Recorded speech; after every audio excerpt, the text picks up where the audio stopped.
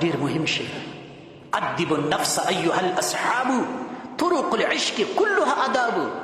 شاعر سوی اے مسلمانانو ځانو ته ادب وروښیاست، ځانو ته ادب وروښیاست. دا د عشق طریقې چې دي، پیري، موریدي، استادي، شاګردي، مشرتوب و کشرتوب، طرق العشق، د عشق څه چې طریقې دي ټول ادب دی، د عشق طریقې ټول ادب دی.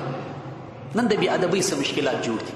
ما درته وویل چې پلار راځي شکایت کوي چې 2-3 زامن لرم، یو مې فرعون دی، بل شداد دی، بل افلاطون دی.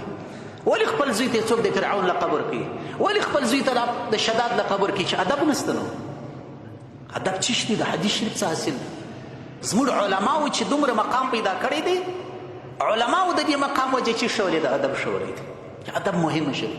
حضرت مجدد الفسانی رحمت الله علیه فرمای، خپل واقع بیانوي، وایي ناس هم د حدیثو کتاب مې لیکي.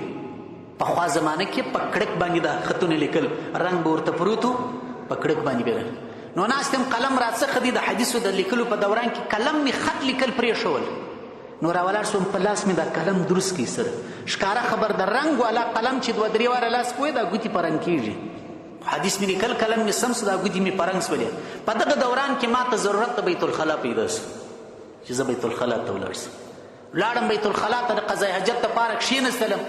قضای حاجت دپاره چې کښېنستلم دا خپلو ګوتو ته مې فکر سو، په دې بیت الخلا و تشناب کې دغه فکر را سره پیدا سو چې دا ګوتې که دي اوس دلته د دغه استنجا سره ومینځلې، د دې معنا دا د هغه رنګ چې ته حدیث مبارکه په لیکې هغه به د استنجا د اوبو سره ګډېږي، ستا ګوتې په پاکېږي او دا به ځي یو نجس ځای ته.